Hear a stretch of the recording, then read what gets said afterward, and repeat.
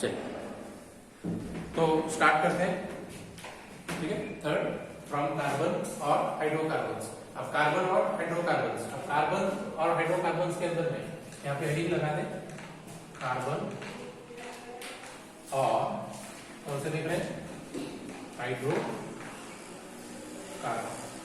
Carbon और hydrocarbon. ठीक, अब यहाँ पे हाइड्रोकार्बन जो होगा, हाइड्रो मीन्स हाइड्रोजन प्लस उसी के साथ साथ क्या रहेगा, कार्बन रहेगा, तो उसका हाइड्रोकार्बन कहेंगे।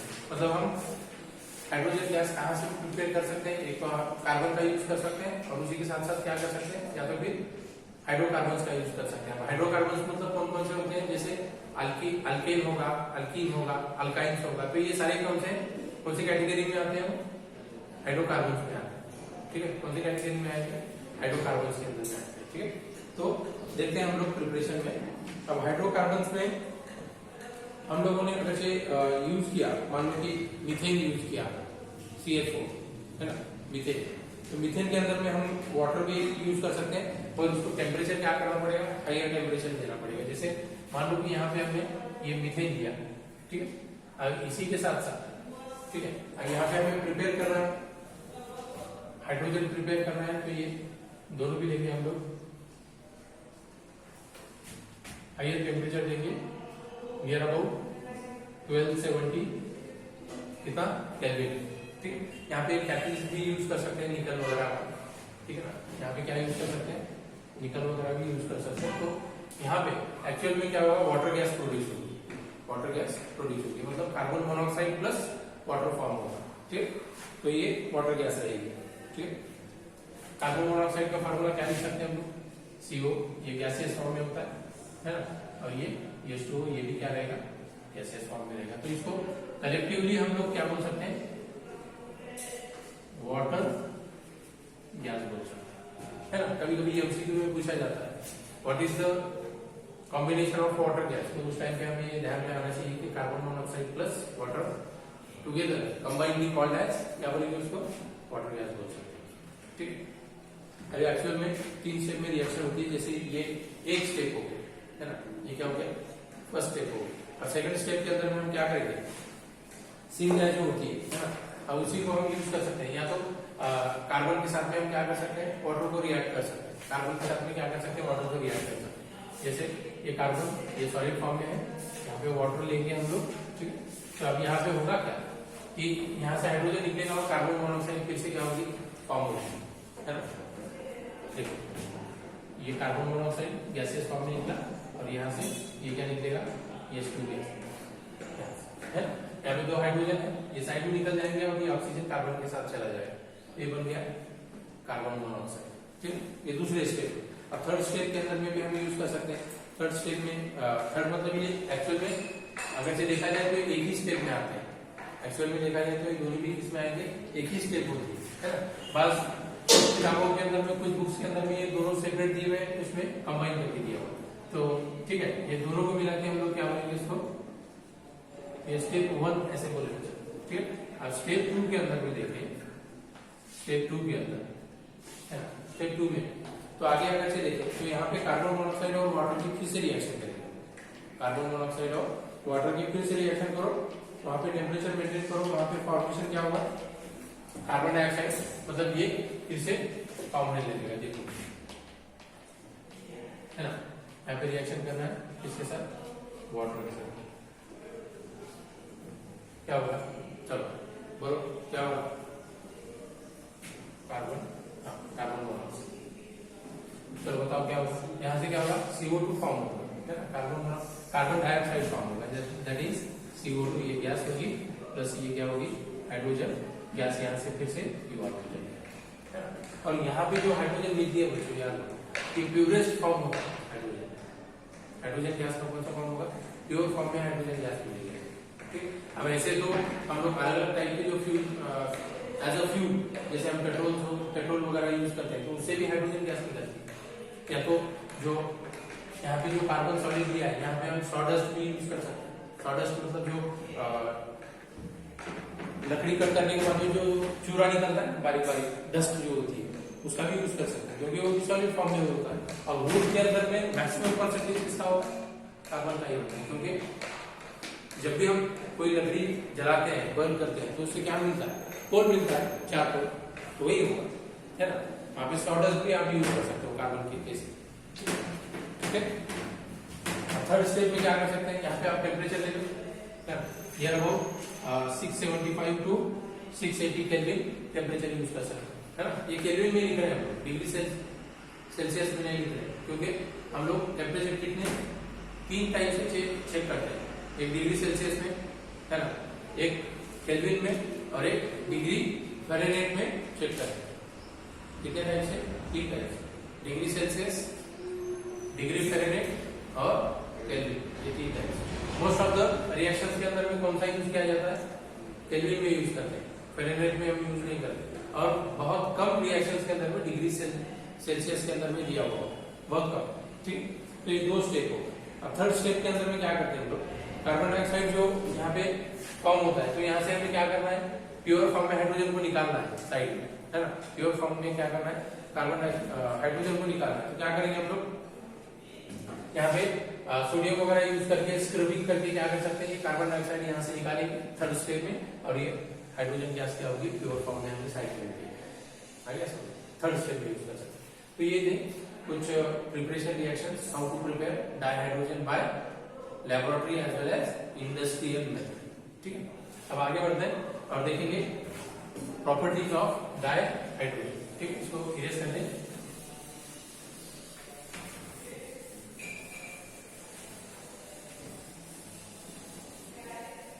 ठीक है, अब यहाँ पे प्रॉपर्टीज के अंदर में हमें देखना है कि डाइहाइड्रोजन क्या होती है।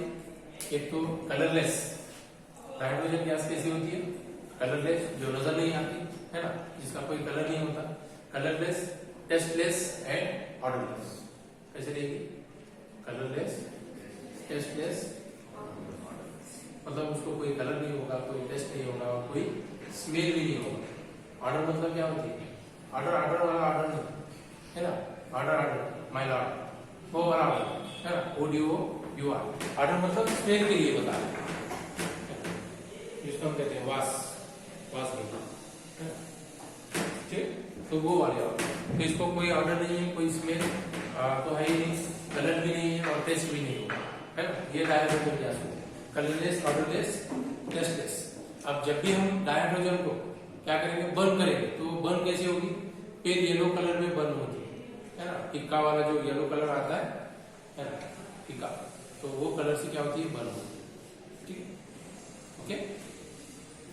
और जो कि हवा से क्या होगी, हल्की होगी, lighter than air, lighter than, हवा से भी हल्की होगी, मतलब हवा अगर नीचे से बह रही है तो अगर हाइड्रोजन गैस है तो वो कहां से जाएगा। ठीक है, ओके। चलिए अभी देखते हैं केमिकल प्रॉपर्टीज आगे, अभी देखेंगे केमिकल प्रॉपर्टीज।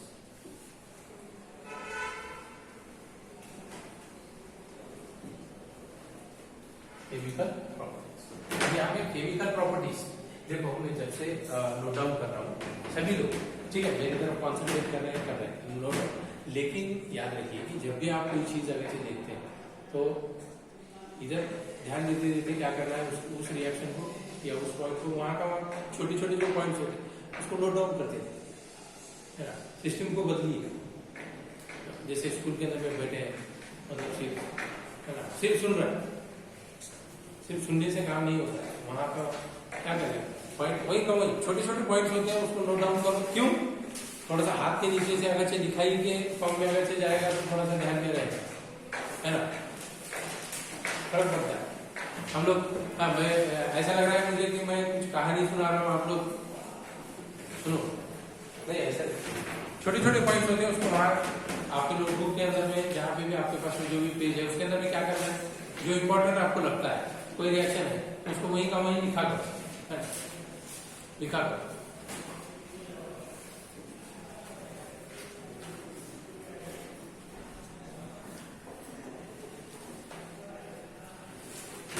तो केमिकल प्रॉपर्टीज में देखते हैं। First reaction, reaction with metal, reaction with metal, reaction with metals. अब जब भी हम लोग हाइड्रोजन की रिएक्शन करेंगे मेटल्स के साथ, हाइड्रोजन किसके साथ रिएक्ट करेंगे, मेटल्स के साथ, तो वो क्या देगा, मेटल हाइड्राइड देगा। क्या देगा, मेटल हाइड्राइड देगा। और जैसे मान लो कि हाइड्रोजन मेटल्स के साथ रिएक्ट करेगा, मतलब जैसे अल्कली मेटल्स हैं, जैसे ग्रुप 1 को हमने कहा है अल्कली मेटल्स, ग्रुप 1 को क्या कहते हैं, अल्कली मेटल्स, ठीक है।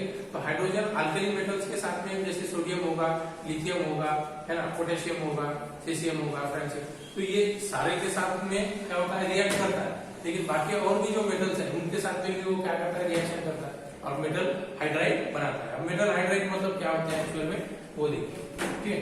जैसे मान लो कि ये 2Na है ना, प्लस ये H2, ये गैसियस फॉर्म में, तो यहाँ पे क्या होगा, यहाँ पे लिख सकते हैं 2NaH, क्या फॉर्म होगा, 2NaH, सोडियम हाइड्राइड बोलेंगे, क्या बोलेंगे, सोडियम हाइड्राइड। व्हेनेवर, देखिए रिएक्शन जब भी लिखना है तो कैसे पढ़ेंगे, when 2 moles of sodium or when sodium reacted with hydrogen, it gives, है ना, it gives sodium hydride, है ना, sodium reacted with hydrogen it gives sodium hydride, है ना। और क्या ये मेटल हाइड्रेट मतलब क्या होगा, मेटल मतलब सोडियम कौन से फॉर्म में मिलता है, मेटल के फॉर्म में ही रहता है ना। सोडियम मतलब क्या है, मेटल है ना, तो मेटल हाइड्राइड फॉर्म करेगा मतलब क्या, यहाँ पे ये मेटल और ये हाइड्राइड मतलब क्या है, हाइड्रोजन, मतलब सोडियम हाइड्रोजन, है ना, सोडियम हाइड्रोजन भी बोल सकते हैं। तो ये रिएक्शन करेगा उसको। तो यहाँ पे पर्टिकुलरली क्या करना है कि हमें हीट देना है, क्या है, ये सिंबल क्या बताता है, हीट, क्या बताएगा ये सिंबल, हीट का सिंबल, ट्रायंगल जो निकाल रहे हैं हीट, मेटल हाइड्राइड क्या करेंगे, फॉर्म करेंगे, ठीक है। अब उसी के साथ साथ हेलोजेंस के साथ में भी रिएक्शन, हाइड्रोजन क्या करता है, रिएक्शन करता है, जैसे HF फॉर्म करेगा, HCl फॉर्म करेगा, हाइड्रोजन क्लोराइड, तो उसके अंदर में हाइड्रोजन आ गया, ठीक है ना। HBr फॉर्म करेगा, हाइड्रोजन ब्रोमाइड, है ना। तो अलग अलग रिएक्शंस में होता रहेगा। अब रिएक्शन विद डाई ऑक्सीजन, अब रिएक्शन विद डाई ऑक्सीजन करेंगे तो क्या होगा, ऑब्वियसली वाटर मॉलिक्यूल फॉर्म होगा, ऑब्वियसली क्या होगा, वाटर मॉलिक्यूल फॉर्म होगा, है ना।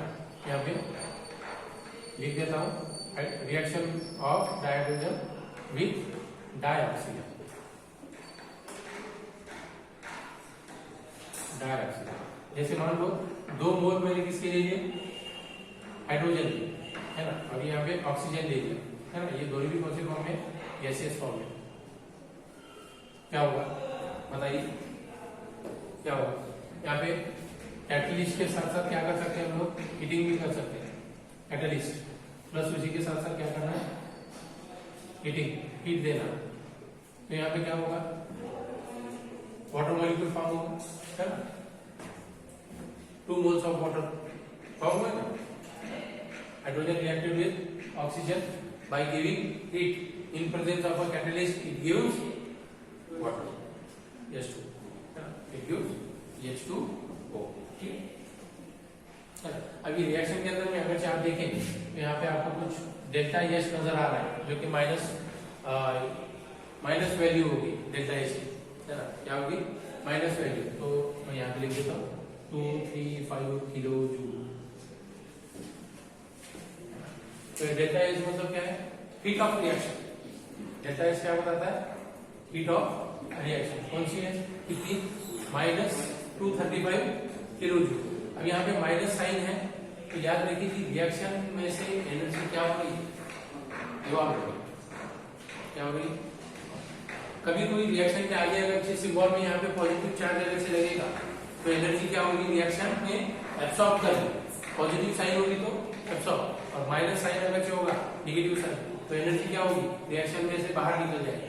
दैट मीन्स एक रिएक्शन होती है एक्सोथर्मिक, जो एनर्जी क्या होगी, एग्जिट होगी, निकल जाएगी बाहर, एक्सोथर्मिक बोलेंगे, है ना।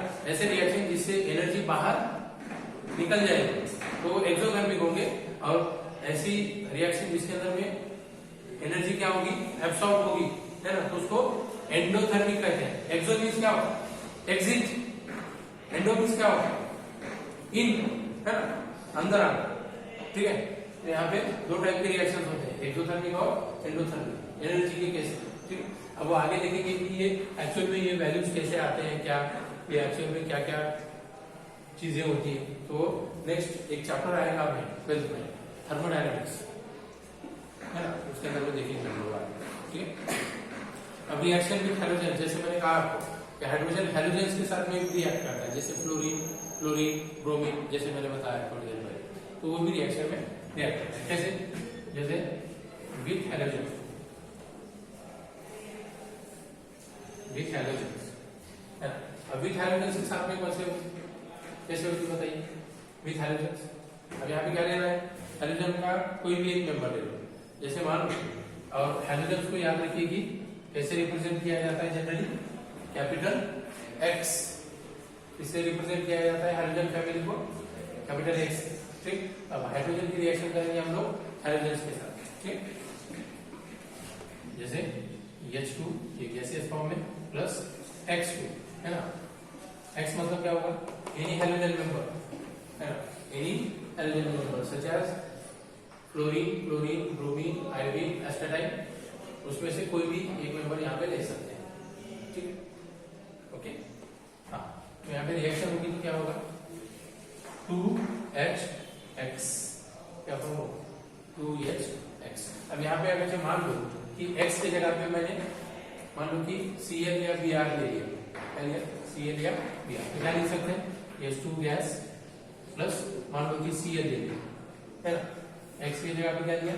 Cl, क्या फॉर्म होगा? 2HCl, हाइड्रोक्लोरिक एसिड, है ना। एग्जाम्पल के तौर पे देख सकते हैं।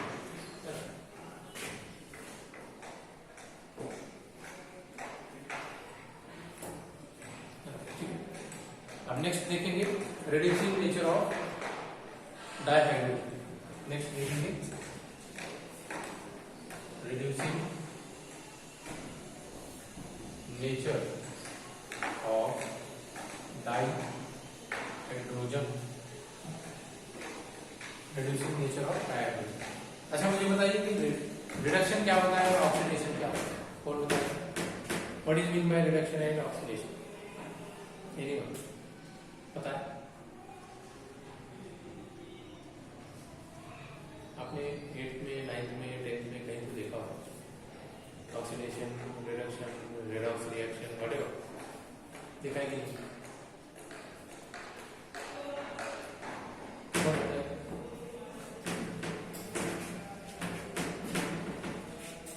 What do you mean by oxidation or reduction?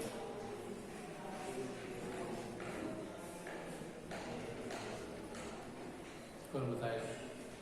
बताएगा इसको?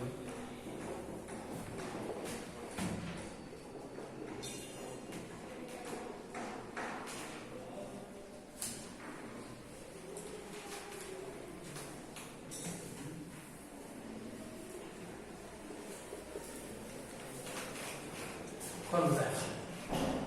याद रखिए, एक सिंपल मेथड बताता हूँ। वैसे तो बहुत सारे डेफिनेशंस हैं जो आगे आगे हम यूज करेंगे।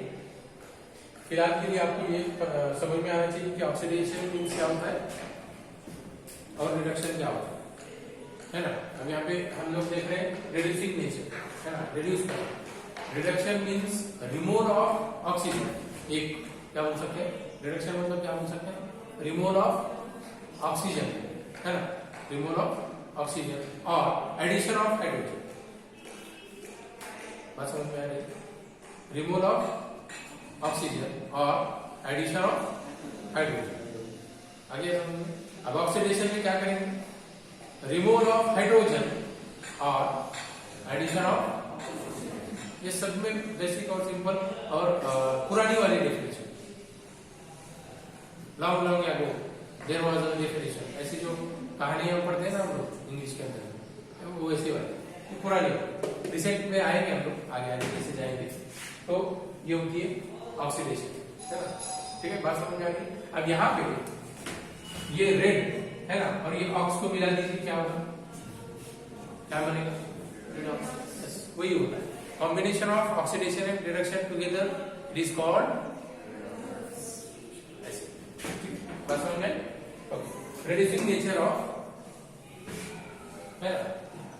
डायहाइड्रोजन मतलब क्या रिड्यूस करेगा, है ना। अब रिडक्शन मतलब क्या बोला हमने? एक तो क्या हो सकता है? रिमूवल ऑफ ऑक्सीजन, या तो फिर एडिशन ऑफ हाइड्रोजन होना चाहिए, है ना। रिमूवल ऑफ ऑक्सीजन या तो फिर एडिशन ऑफ हाइड्रोजन होना चाहिए, मतलब दोनों में से अगर कोई एक भी अगर जो होता है तब भी क्या बोलेंगे हम, रिडक्शन बोल सकते हैं। बात बराबर, ठीक। तो अब यहाँ पे हम लोग क्या करेंगे, कॉपर ऑक्साइड को रिएक्ट करेंगे किसके साथ, हाइड्रोजन गैस के साथ, है ना। CuO रिएक्टेड विद H2, है ना, CO रिएक्टेड विद। अब यहाँ से होगा क्या बच्चों, बताइए क्या होगा, है ना। यहाँ पे कॉपर सेपरेट निकलेगा सॉलिड फॉर्म में, है ना, बराबर। बनेगा क्या, यस। तो यहाँ से ऑक्सीजन निकला कि नहीं निकला, निकल गया ना, निकाल गया, सेपरेट बना, ये बन गया, रिडक्शन हो गया। तो इसी को बोलते हैं रेड्यूसिंग।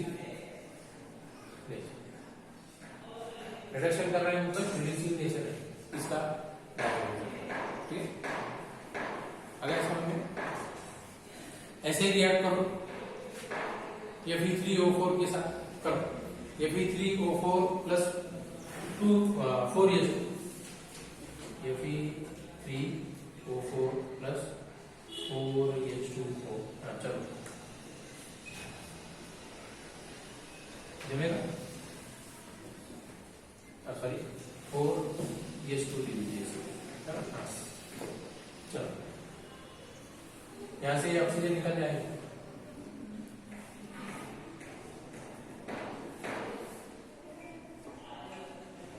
क्या होगा, सेपरेटली 3 Fe बाजू में निकल जाएंगे सॉलिड फॉर्म में, है ना, क्योंकि Fe मतलब आयन कैसा है, सॉलिड है, मेटल है, ठीक।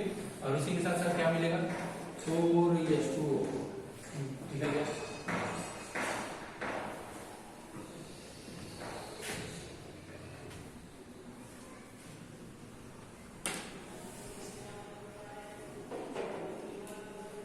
ओके, ठीक, बात में। नेक्स्ट और एक देखें, फिर उसके बाद कंप्लीट करेंगे हम लोग।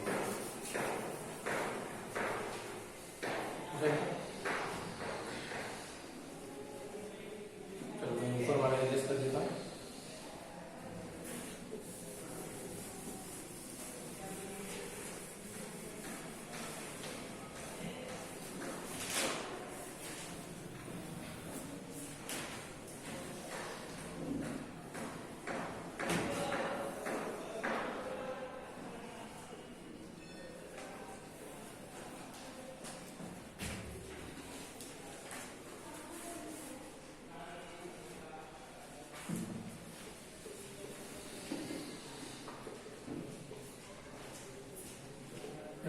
Hydrogenation of unsaturated organic compounds.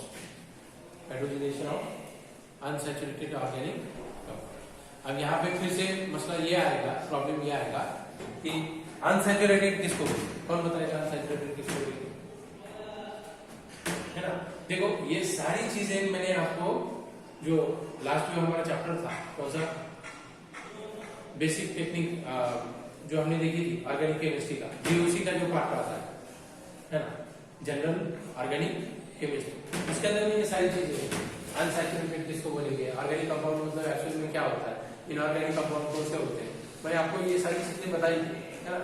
अब यहाँ पे अनसैचुरेटेड क्या होता है, प्रॉब्लम ये है ना, अनसैचुरेटेड और सैचुरेटेड आते हैं, है ना। सैचुरेटेड वो होता है जहाँ पे कार्बन कार्बन सभी क्या हो, सिंगल बॉन्ड हो, है ना। और अनसैचुरेटेड में क्या होता है, कार्बन कार्बन एक तो डबल बॉन्ड होंगे या ट्रिपल बॉन्ड होंगे, या, है ना।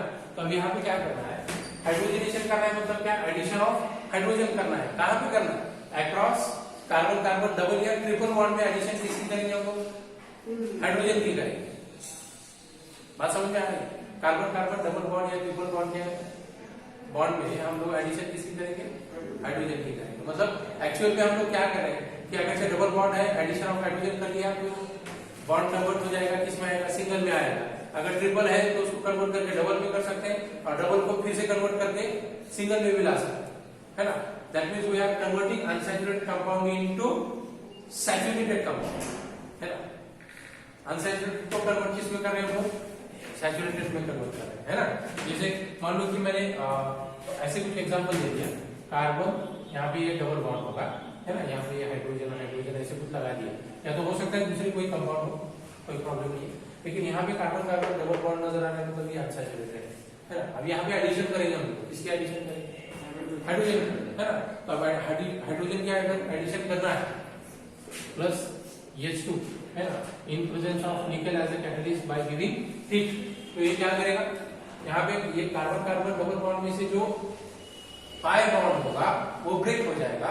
क्या होगा, पाई बॉन्ड ब्रेक होगा। कभी भी सिग्मा बॉन्ड ब्रेक नहीं होगा इसे याद रखिए, क्योंकि sigma bond is strongest than pi bond. तो यहाँ पे जब भी डबल बॉन्ड नजर आता है, याद रखिए, जब भी डबल बॉन्ड नजर आएगा तो वहां पे एक सिग्मा और एक क्या होता है, क्या होगा, दूसरा कौन सा होगा, पाई बॉन्ड होगा। एक सिग्मा और एक पाई बॉन्ड, और पाई बॉन्ड इजीली ब्रेक होगा। अब जब भी carbon carbon octo triple bond नजर आएगा, याद रखना कि उसके अंदर में क्या होता है ना, उसके अंदर में एक सिग्मा रहेगा और दो पाई बॉन्ड रहेंगे बच्चों, याद रखिए,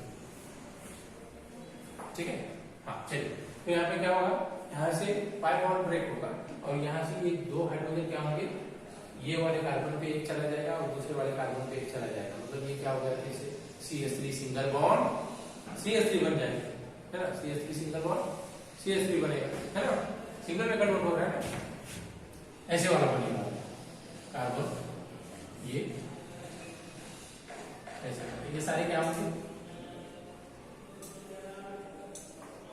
ऐसे, ठीक है। मतलब हमने क्या किया कि इथेन को कन्वर्ट करके किसमें कर दिया, इथेन, है ना, इथेन का कन्वर्जन किसमें कर दिया, इथेन, है ना, बस समझ में आ गया, ठीक। तो ये होता है, ओके। तो जो बचा हुआ पार्ट है हम लोग क्या करेंगे, नेक्स्ट लेक्चर पे आगे कंटिन्यू करेंगे, ओके। आज के लिए इतना।